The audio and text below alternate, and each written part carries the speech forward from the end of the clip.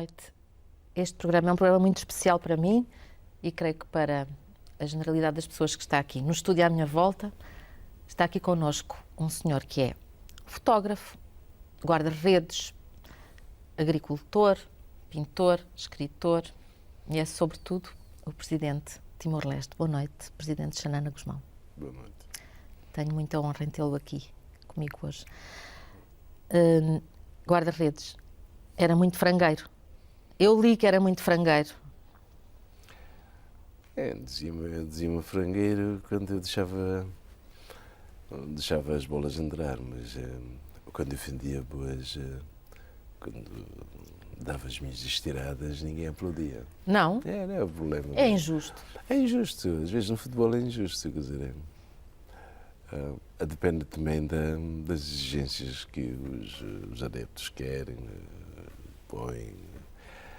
Mas, para ser sincero, eu era frangueiro. Era? Tem pena? Não. Se não houvesse frangueiros no futebol, o futebol não tem graça nenhuma. Não havia golos? Não havia golos. Portanto, contribuía para o espetáculo, digamos, era a sua grande contribuição. O desporto não é só ganhar e vencer, é dar espetáculo. E dar alegria às pessoas. Sim. E também fotógrafo.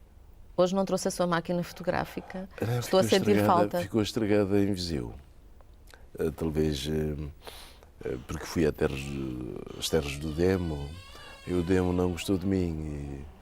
Porque aquilo levava a máquina fotográfica e estragou-me lá um bocadinho. Lá meteu lá um dedinho e... Mas porquê? Andou a fazer muitos pecados na terra do Demo? Ou porque não pecava? Já estou perdoado. Já? Como fui é que à sabe? Lapa, antes de passar por aquele...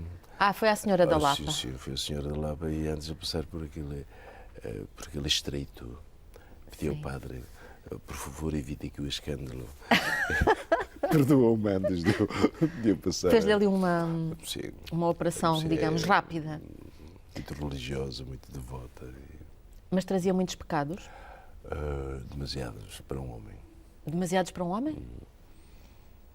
E eram pecados perdoáveis, de qualquer modo? Não eram mortais? Não eram mortais. Não eram mortais, por isso Agostinho estou vivo. Claro, pois. Está também entre as suas profissões, porque é uma das pessoas que eu conheço com mais profissões. A pintura não era bem uma profissão, era uma ocupação do tempo. Uma ocupação, sim. A escrita de poesia, a poesia, também. Sim. Continua a escrever? Aí o Demo trabalha em Timor. Não me dá tempo. Portanto, nem precisa de vir a Viseu às terras. Não. Há Demo em todo lado.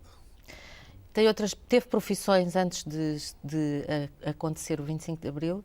Foi pescador, funcionário público, topógrafo, estivador, professor e depois foi jornalista, já com o 25 de Abril.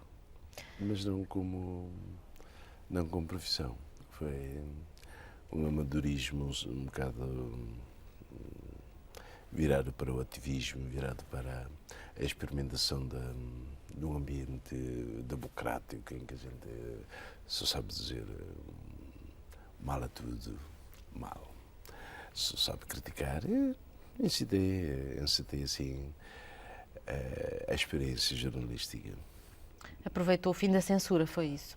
Aproveitei, foi o fim da censura. Antes disso não podíamos. Eu tinha um colega meu chamado Borges da Costa, tentávamos, mas desistimos porque a censura às vezes tirava o conteúdo ao texto. Então saía uma coisa sem sabor, e desistimos, só para não estar a dizer que participamos a escrever. Eram críticas muito veladas e a censura sabia o que é que era as armas que nós estávamos a esgrimir. Então, o 25 de Abril deu-nos a oportunidade de sermos mais incisivos, mais agudos, pronto, foi uma experiência. Foi a sua experiência jornalística. Depois a sua vida mudou, mas antes disso, eu ainda não falámos da sua vida no seminário. Foi aluno do seminário de Dare, em cuja igreja, aliás, se casou. Agora. Sim. Agora, isto é, quando saiu da prisão.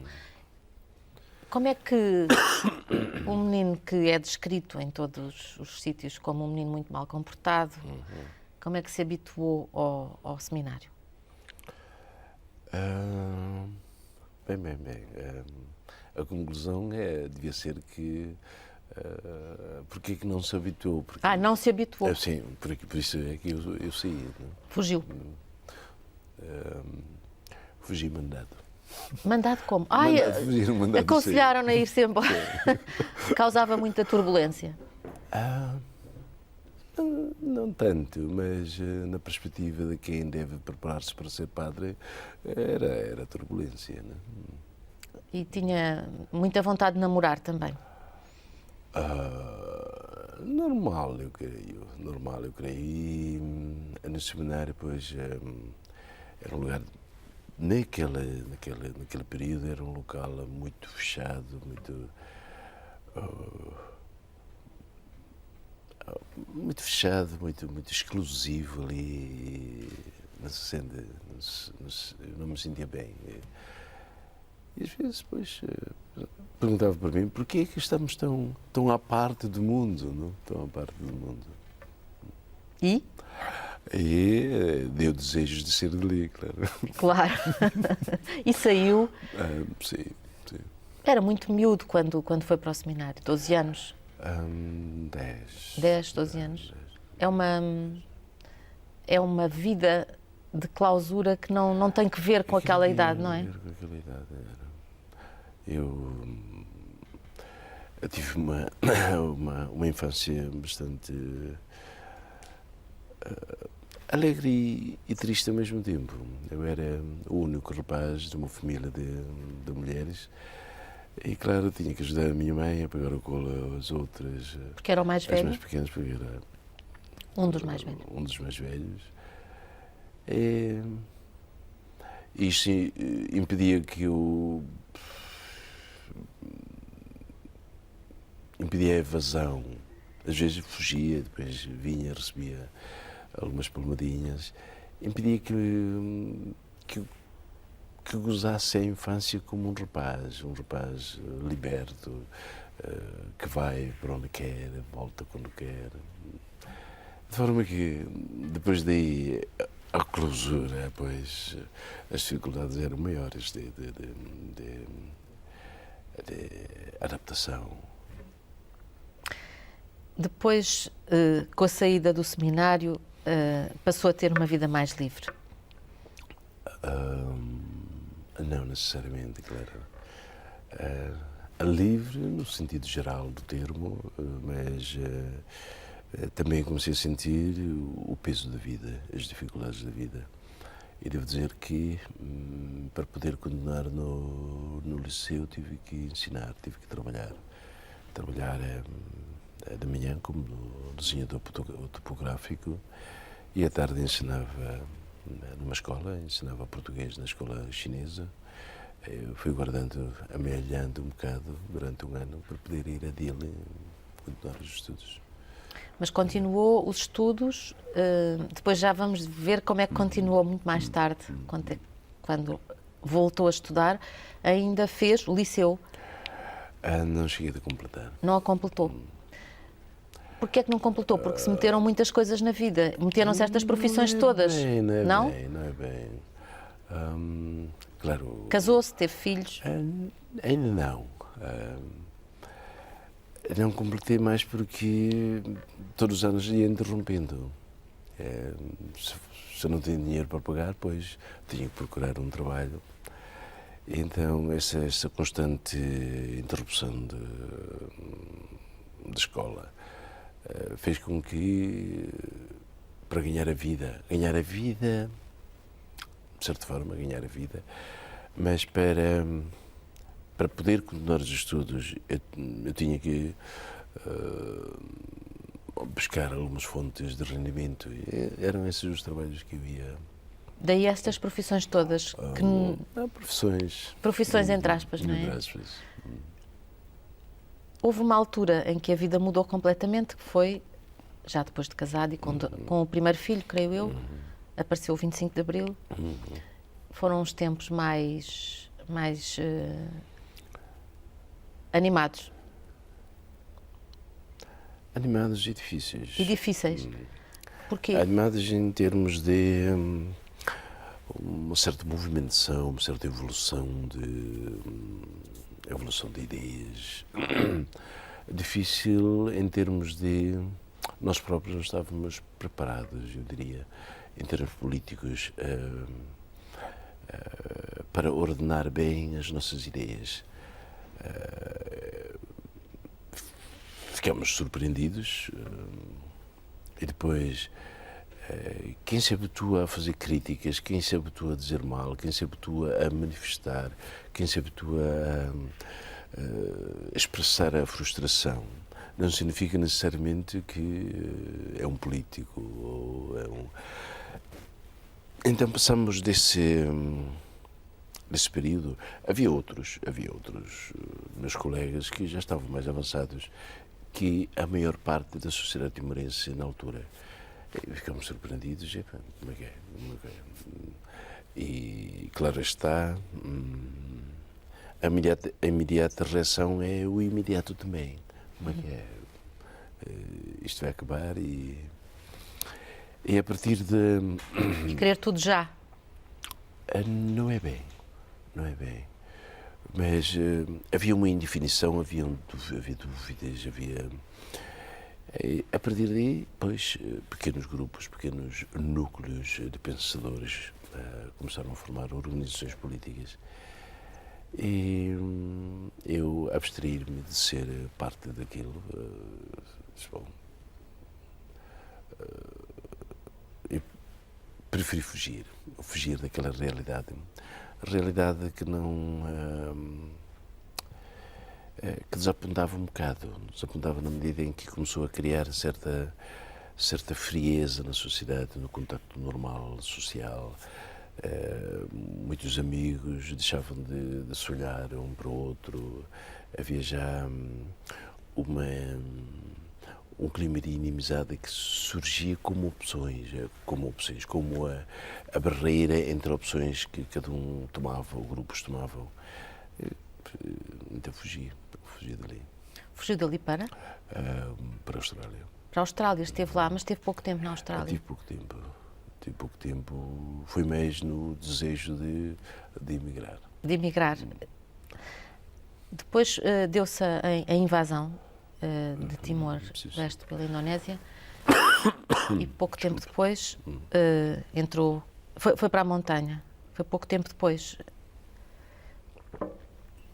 Ainda esteve algum tempo em Dili. Quando se deu a invasão, quer dizer, o processo de invasão deve-se compreender em duas fases. Uma, a partir de setembro, outubro... De 75. De 75, e as forças indonésias estavam a progredir pela fronteira, adentro.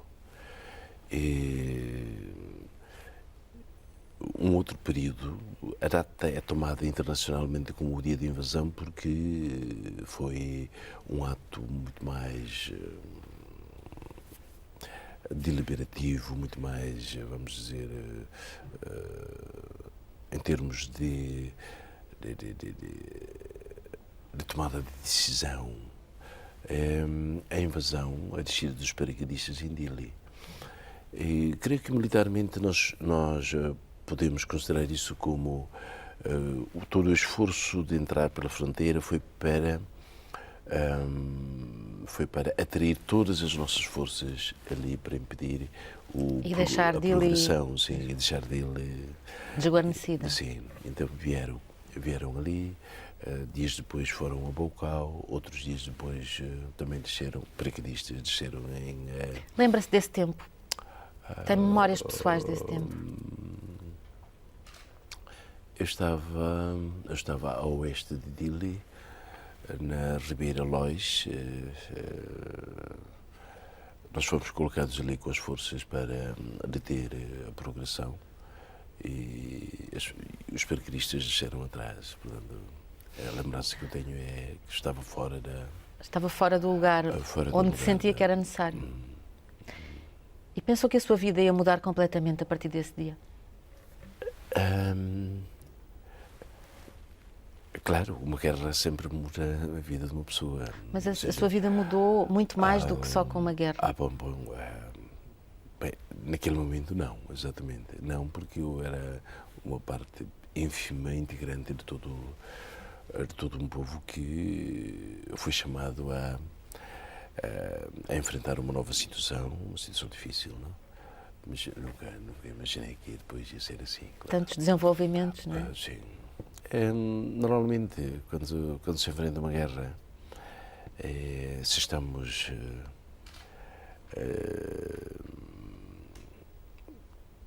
ali no combate, nunca pensamos no futuro. Não? Pensa-se no dia a dia? Pensa-se em como se salvar, em como se preservar das balas do inimigo. E no início é sempre assim. E depois, pouco a pouco, é que se adapta psicologicamente, politicamente, se adapta à situação e se começam, pois, uma certa experiência de, vamos dizer, de gerir argúcias, de gerir manhas para enfrentarmos o inimigo, mas logo imediato nós nem estávamos preparados. Fica-se sempre com a sensação de que, pronto, eu estou aqui para morrer, eu não estou aqui para sobreviver. Não é? Pensou mesmo isso? Se eu não pensasse nisso, eu creio que não seria humano, não? Muitas vezes, até que se chega a um ponto em que esquecemos totalmente da vida já. Aí, também, com o desenvolvimento da guerra, começa-se a ganhar certas responsabilidades que no início não havia. No início era apenas o pegar em armas, era um mais um.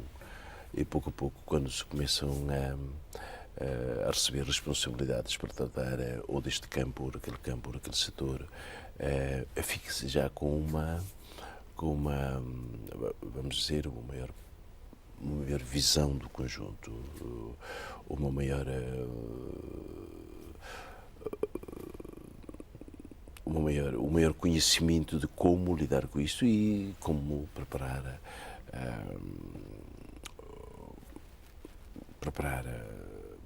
para o futuro. Não?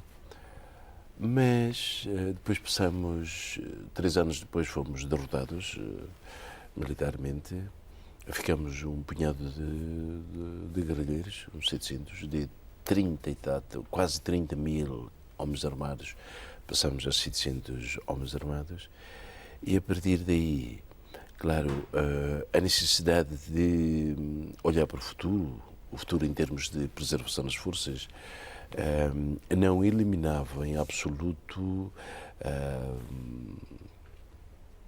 o perigo de amanhã ou depois de amanhã ser morto. Não? Era muito mais difícil nesse aspecto. E tinha também aí a responsabilidade dos outros homens, das outras pessoas que estavam aqui, dos outros guerrilheiros. A partir de certa altura da guerra. Depois há essa sensação de as pessoas morrerem à sua volta. É incrível. Habituou-se a isso? Não, nunca. É impossível, não é? Nunca me habituei. Nunca me habituei e cada guerrilheiro que morria eu chorava. Sentia que era um pedaço do meu corpo que se despedaçava, não? E chorava. Chorava mais na sensação de fraqueza que se aumentava, da pequenez, da impotência que se estava a gerar com a perda dos homens. Mas um dia, um comandante de pelotão, um jovem, muito jovem mesmo, já morreu, viu-me a chorar, viu que eu estava tão abatido, foi ter comigo e disse-me: não te queremos ver chorar mais.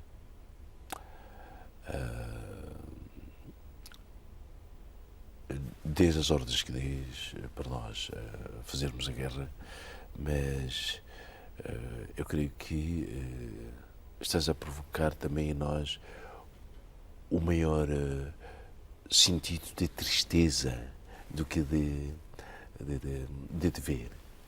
Eu agradeci e disse-me: E ele disse-me, eu aprendi também, quer dizer, eu não era um general, não era um comandante formado, fomos-nos formando todos. E ele disse-me, eles já cumpriram o dever, lembra-te, tu és o nosso comandante. Eu sei, nós sentimos, nós todos os galinheiros sentimos isso, mas eles já cumpriram o dever. Agora, tu, comandante, choradas por eles. A tua missão é velar por nós. Eu terei aquilo como uma belíssima lição para um comandante. E comecei a adaptar isto, a adaptar a posição de que todos quantos tombam cumpriram o dever. Tanto é que depois passei para o outro extremo, em que muitos comandantes e quadros de muita confiança, por erros deles, não por capacidade do inimigo de os abater, mas por erros deles, ou por falta de disciplina, ou por falta de previsão, ou por falta de cumprimento de regras táticas, morriam. Eu gritava com eles. Se eu pudesse, fazia-te reviver só para gritar contigo que tu não merecias esta morte foi estúpida, e depois de gritar contigo, pronto, deixo-te morrer outra vez e digo agora presto as minhas homenagens. Quer dizer, as situações criam um desenvolvimento também no estado psicológico, no estado de amadurecimento, que às vezes torna o indivíduo frio, torna o indivíduo duro. Eu às vezes perguntava a mim mesmo, quando em noites friorentas começava a pensar da guerra e dizia assim, serei eu um assassino? E qual era a resposta? A resposta era que estávamos todos a cumprir uma missão nobre, justa, sobretudo justa. Claro, nobre e justo, a nobreza e a justeza de uma atitude não podem separar-se, mas a justeza é que dá a nobreza a um ato, a uma atitude, porque todos estávamos todos a cumprir, porque eu não estava em condições, num exército normal, não estava numas condições em que eu estou num gabinete e mando os homens para a guerra. Estava com eles. Eu estava com eles. Eu estava também exposto às balas do inimigo em qualquer momento. Eu disse, não só. Eu estou também a cumprir o meu dever. Mas adoro. Às vezes, em momentos, nós temos que tentar explicar as nossas próprias mágoas, os nossos próprios sentimentos, e abafamos um bocado a tentar conceitos que nos garantam que nós estamos errados.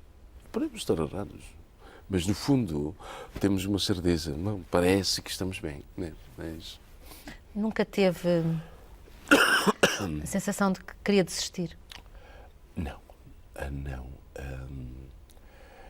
Não, porque nunca perdi também o contacto com a população. Eu devo contar-lhe a história de 79, 78, 79. Em 22 de novembro de 79, o último reduto da resistência foi no monte muito conhecido, Matibiano. Saímos dali e eu tinha sido indicado para ser o comandante da guerrilha daquela região. Guerrilha. Imagina a guerrilha. Porquê é que diz isso assim, imagina a guerrilha? Onde é que aprendemos a fazer guerrilha? Na guerrilha. Pois só. Estávamos a iniciar e tu és comandante desta região de guerrilha, não é? Disse, bom, aprendemos. Realmente eu nós todos lemos os manuais de guerrilha de Vietnã. Do GIAP. Lemos de Cuba, não dava. Lemos de Moçambique, não dava. Lemos de Guiné, não dava. Não dava por condicionalismos específicos e muito diferentes da situação dos outros países. Porque a guerrilha tem essa característica. É isso mesmo. E agora, como é que me ia adaptar? Como é que eu ia conhecer essas características? Saímos de Matibian, passei a 7 de dezembro de 79, na planície mais leste, mais oriental, fomos a uma aldeia. Uma aldeia que tinha sido controlada pelo inimigo já em 77, se não me engano. Já sabiam, já conheciam o inimigo e entrei lá e passei 1 mês e meio a andar com a população, andar com os timorenses armados pela própria a tropa indonésia, armados para nos combater. Andei com eles, passei a noite toda a conversar, a falar de dia. Aprendi a guerrilha e por isso é que nunca tive um momento de hesitação a pensar que a nossa guerra iria triunfar. Foi momentos de grande peso, quando sabíamos, em 81, mal tínhamos reorganizado a luta para a fase da guerrilha. Em março, em setembro, tivemos um outro ataque, uma outra grande operação em que perdi 3 companhias. 3 companhias inteiras? Inteiras, no sentido de Sim. Foram desbaratadas. Sim. E dali... E pensou, não há nada a fazer, o que é que eu... Quer dizer, são esses momentos de grande depressão, sem perder a confiança na vitória, momentos de enorme depressão. Imagina, março e em setembro acontece-me isto, como é que vamos andar? E a partir daí comecei a chorar cada vez que perdi um homem. E depois aprendeu a não chorar. Aprendi a não chorar. E deixou de chorar. Essa lição que o seu comandante de pelotão lhe deu sobre não chorar, porque o choro influenciava os homens, aprendeu essa lição e isso funcionou, isto é, deixou de chorar mesmo. Deixei de chorar e às vezes quando ia para uma companhia e os guerrilheiros apresentavam problemas, quando é que acaba a guerra, quando é que é isso, vocês estão a prometer, mas e já era frio, já não tinha coração. Pode dizer isso? Eu não vou dizer se é apenas forma de expressão, se era mesmo, eu não digo caráter, mas uma atitude que se estava a tentar ganhar, vamos dizer, ganhar conteúdo mesmo, não é só forma, é o conteúdo. Para ser capaz de resolver problemas assim. Outro vem, um grupo de 2 ou 3, eu perdi a família toda. Eu sou o único elemento da minha família. Eu morro aqui, não tenho gerações, a minha família acabou. Eu quero casar. E como é que vai resolver? Outros dizem, estamos a morrer, vocês estão o comandante. Bom, eu nunca permiti que a guerra ia acabar amanhã ou no dia seguinte ou um mês depois. Mas a perda constante dos homens, dos companheiros, criavam... E se eu fosse a chorar, se eu continuasse a chorar, pois chorávamos todos. Pois, eu percebo isso. Mas... Então, eu tinha que ser duro, olha. Vamos lá ver. Conheces aquele... Tu vês aqueles incos ali a luzir, eu sei. Aquele campo, aquela aldeia não é tua. É. Conheces o caminho? Não conheces? Deixa a arma, vai. Vai hoje mesmo. Eu deixava. 3 dias depois vinham, nós estávamos deprimidos, mas vamos continuar contigo, vamos morrer aqui. Mas se eu fosse a pôr-me a chorar, era ali uma... Era o fim. Era o fim. Era o fim. Nem chorava sozinho? Não. Também nunca estava sozinho, na verdade. Não. Estava? Havia momentos. E, normalmente, quer dizer, eu nunca andei com as companhias, muito ligadas às companhias que eram operacionais. Eu tinha uma segurança de 10, 12 homens e, às vezes, escolhíamos um sítio onde nos colocávamos para pensar, para ordenar o pensamento, não? E ali às vezes, ali é que ninguém me via, podia cheirar à vontade. Vinha ao coração todo, ainda lá estava. Foi depois capturado, foi capturado em Dili. Esse momento deve ser também inesquecível, não?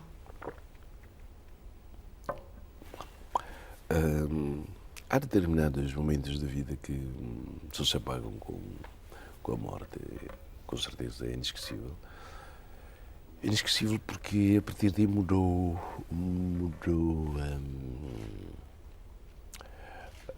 pessoalmente, né, como indivíduo, mudou totalmente uma vida.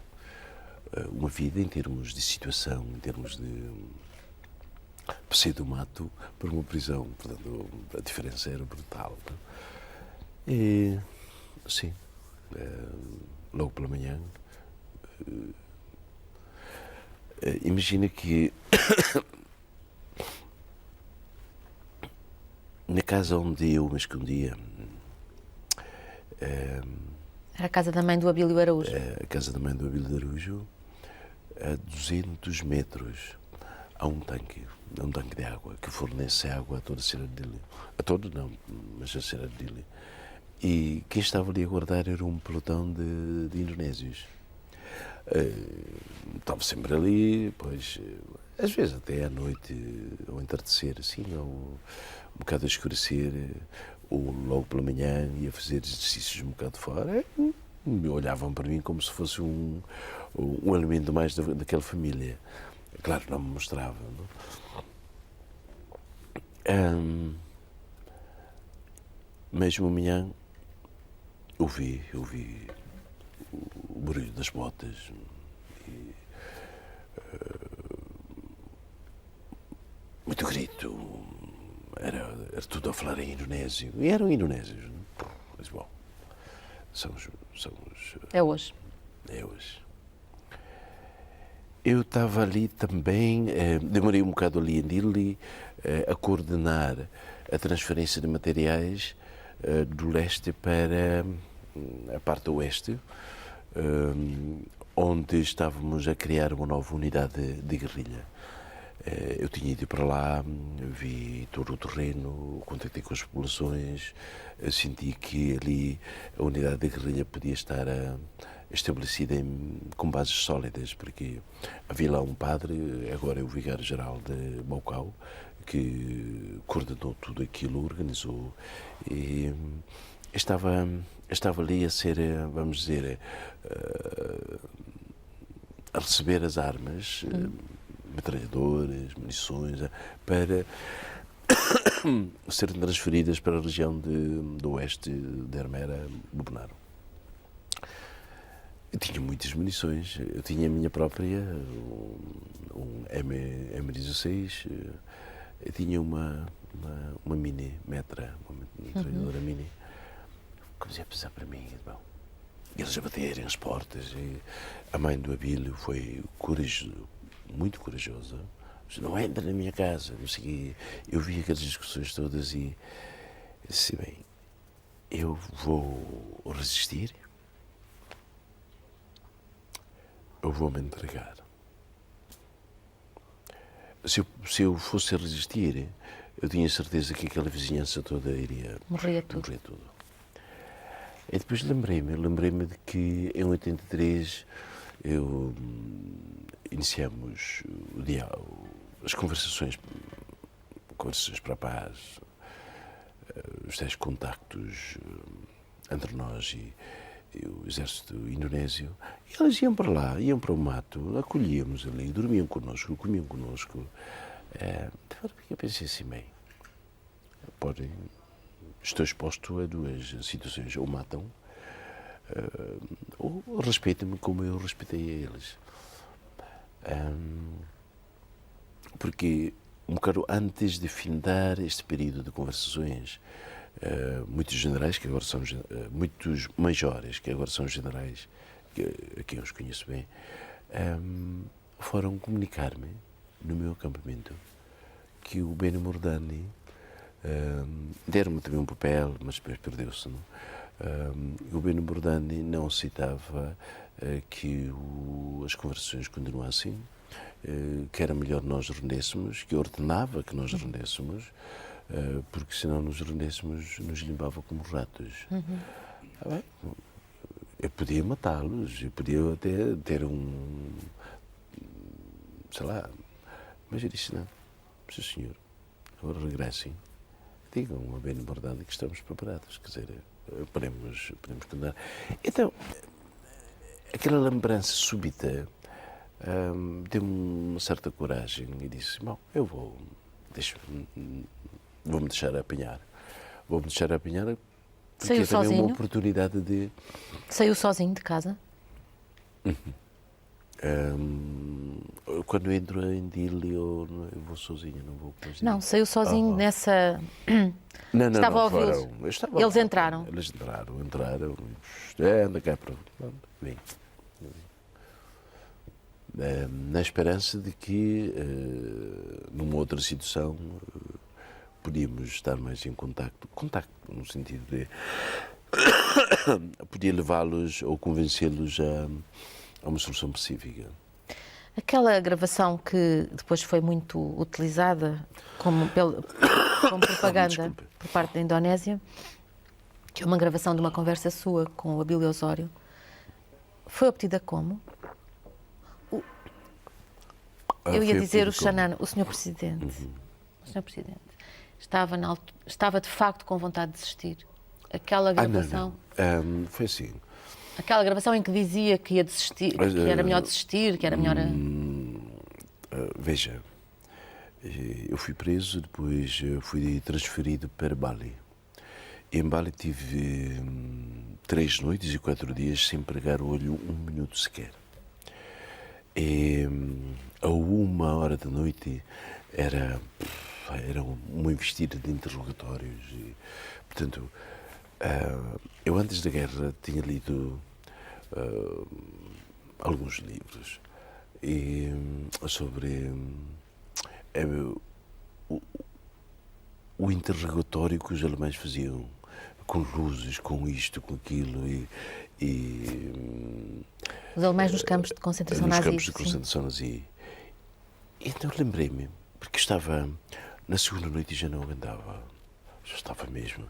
E cada vez que tentava adormecer, fazia um barulho ao redor. Tinha que acordar. Bateram-lhe? Não, fisicamente não. Então, naqueles dias perguntavam-me, eu fiz declarações, fiz tudo quanto pediram, mas fiz em termos de princípio. Mas eu estava esgotado. E a minha preocupação, ao lembrar-me daqueles livros, era de um descontrole que eu tivesse do cérebro. E começasse por ali a dizer coisas que eu não... Que não queria dizer. Que não queria dizer. Bem, a pensar, eu disse, epá, então, esqueces-te de que és guerrilheiro. Fiz esta pergunta a mim. Porque o guerrilheiro se vai a combate quando quer. Se não quer, deixa. Então eu disse, epá, tu não podes agora, há poucos dias, deixar os princípios da guerrilha. Pronto, eu disse, bom, agora abandono o combate. Eu digo a eles, estava mesmo.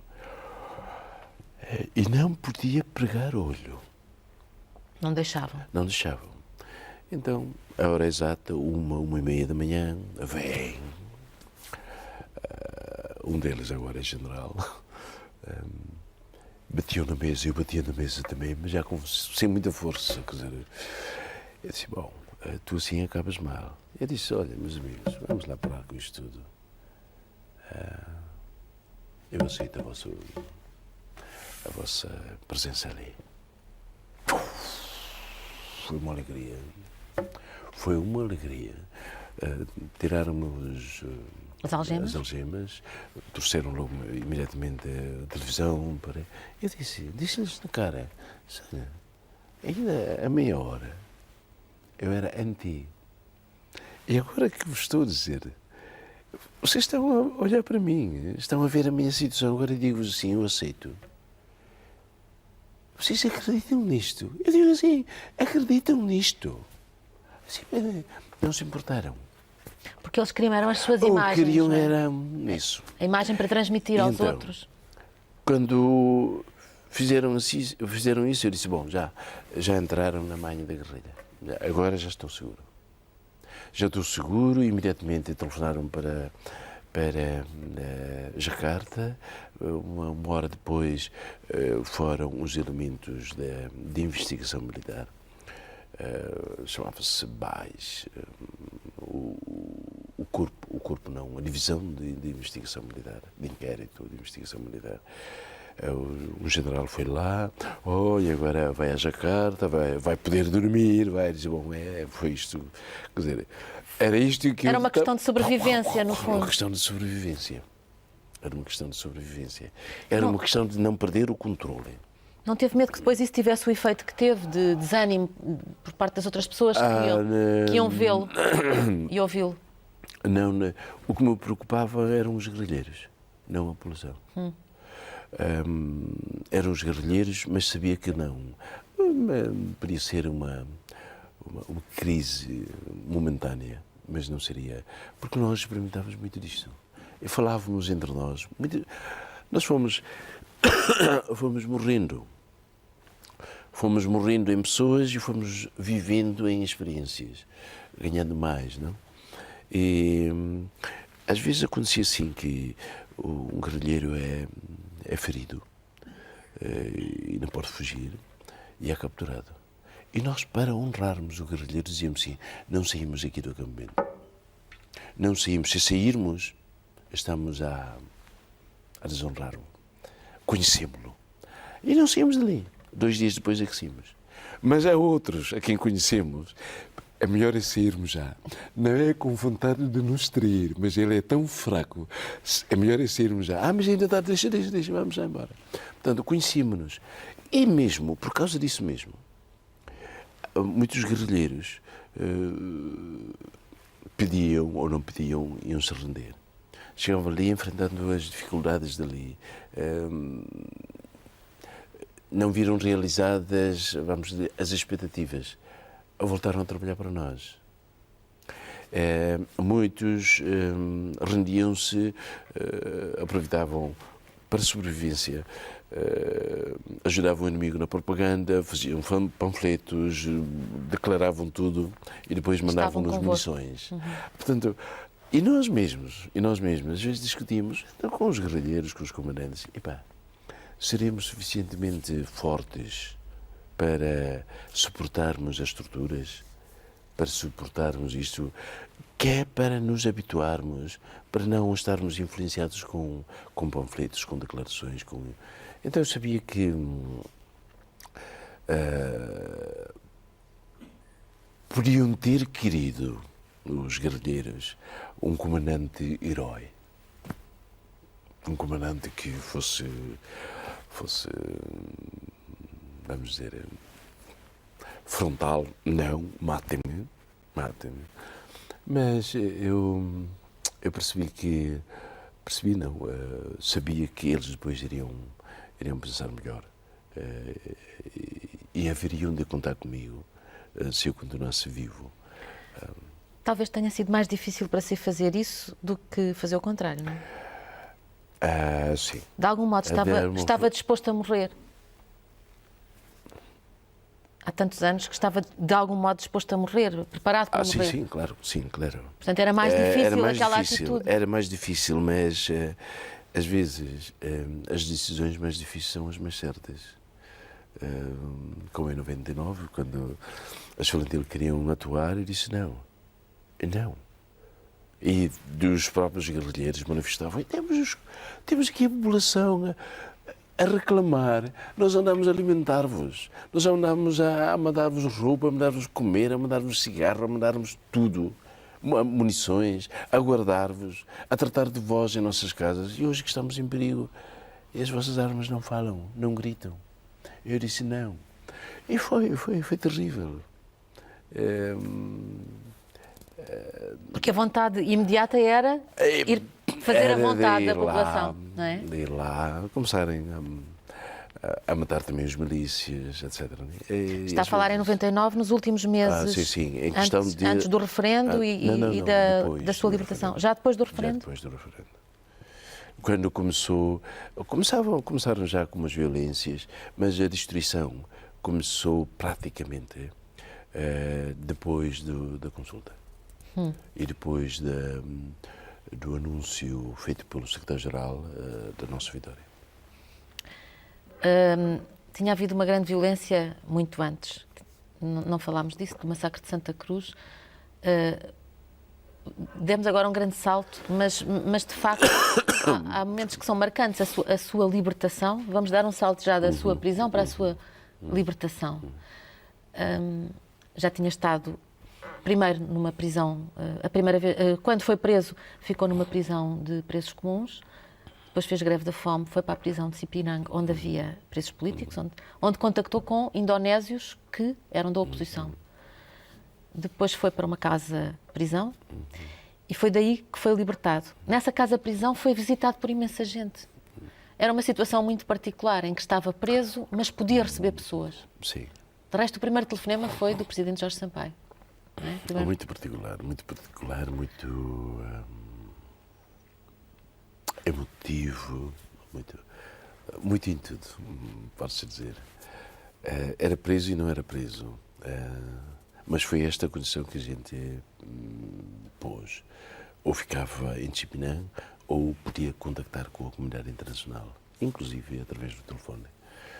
E eu devo dizer que o Ministro da Justiça, na altura, o chamado Mulati, foi excepcional. Durante esse tempo houve uma visita muito especial, que foi o Nelson Mandela. Houve mais visitas. Teve a visita também bastante frequente de Ana Gomes. Não, mas Nelson não foi anterior. Nelson foi a Cipinang ainda. Ainda em Chipinã. Como é que é ver aparecer assim uma pessoa destas na nossa frente? É mais ou menos a sensação que eu tenho consigo agora, mas... Diferente. Mas... É? Está bem. Não. Não, eu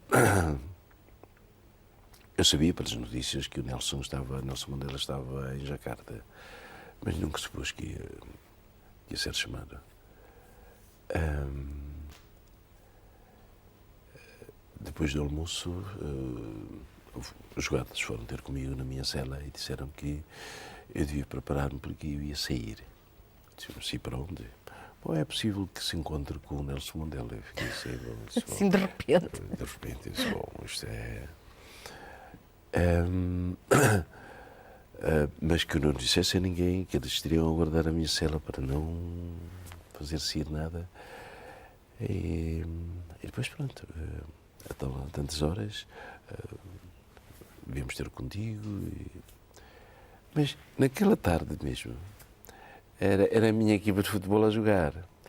Se eu faltasse, se vocês recomendam o segredo todo, eu não posso faltar ali, porque é a minha equipa, eu sou o capitão da equipa. Vão perceber qualquer coisa vão perceber se passa. sim. Até deixar-me ir jogar. Fingi que apanhei um problema qualquer no pé e vim. Pronto. Preparei-me, saí de prisão. Fomos lá onde ele estava, na casa, como é que se costuma dizer, a casa dos hóspedes, a casa do Estado.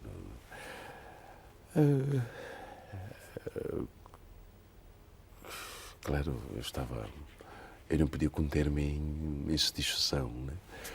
Eu disse, bom, é mais um passo que isto vai dar à luta, vai imprimir a luta.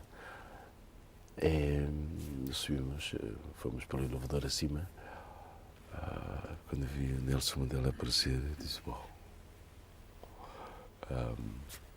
eu podia dizer lá dentro a convicção de que o tempo estava próximo, o dia estava realmente a chegar. A convicção tornou-se mesmo grande e forte. A conversa com o Nelson Mandela também foi muito especial. Foi muito especial. Como deve perceber, falou-se de reconciliação, falou-se de... Andamos. Eu, inclusive, ainda me lembro, o embaixador, um timorense, muito meu amigo, o embaixador Lopes da Cruz, ele que não estava lá, andávamos um bocado em guerra de palavras, como quem diz tu estás a mentir e o outro diz tu é que estás a mentir. À frente do Nelson Mandela e o Nelson Mandela, stop fighting, e ficámos todos calados. Mas foi interessante. Foi interessante no sentido do encontro em si, porque ele disse-me, olha, eu pedi ao Suharto, o Suharto não quis, mas eu lembrei a Suharto, eu também fui preso. E o regime do apartheid teve a mesma atitude que você. Foram visitar pessoas, políticos, governantes. Deixa-me falar com ele. E, claro, convenceu o Suharto. Aquilo deu também, claro, um grande... Essa ideia da reconciliação e, de algum modo, do perdão e da possibilidade de convivência com as pessoas com quem ainda pouco tempo antes se combatia, contra quem se lutava, é mesmo possível? É possível. É possível não como uma hipótese, mas como uma realidade que nós próprios desenvolvemos. Nós estávamos divididos em 74, 75.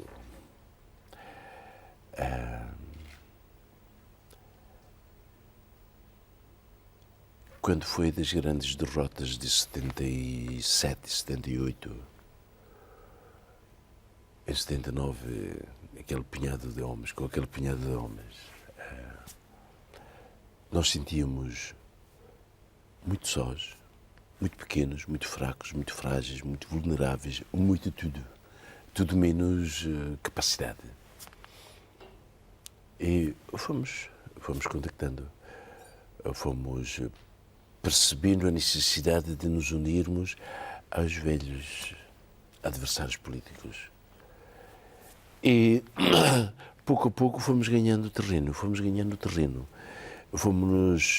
Entramos em casas de integracionistas também, que viraram um bocado de posição em termos de mostraram mais simpatia para connosco do que para os indonésios por causa dos crimes cometidos para os indonésios, integracionistas. E nós entramos lá em casa e dizíamos, a terra é tua também, participa. E começaram a participar. Portanto, não há uma situação que há os bons e os maus, e são sempre bons e são sempre maus. São sempre bons e são sempre maus. E havia um ditado ali, que hoje posso ser bom, amanhã posso ser mau. Hoje posso ser mau e amanhã posso ser bom. Portanto, tudo depende da convicção de uma pessoa. E há integracionistas, defensores da integração, mas estão limpos. Estão limpos em crimes, estão limpos. Não, eles dizem, somos defensores, somos apologistas de sermos parte da Indonésia. Mas condenamos estes crimes, não aceitamos isto. Portanto, não é bem o ser integracionista, o ser pró-indonésio, que classifica imediatamente uma pessoa. Né? E reparamos também no desenvolver do processo que muitos de nós, membros do Comitê Central, com deslumbrantes retóricas, e no fim fomos render, e no fim pregamos partida à população, no fim traímos a pátria. Portanto, não há nada absoluto, é tudo relativo e tudo consoante a realidade oferece condições para nós atuarmos. Já está habituado a isto de ser Presidente da República? Foi tão difícil para o convencer? Bem, se já estou habituado, é um problema. Talvez possa dizer, habituei-me a ser. Não estou habituado, habituei-me. Habituei-me a ser Presidente da República. Ora, se sou. Se estou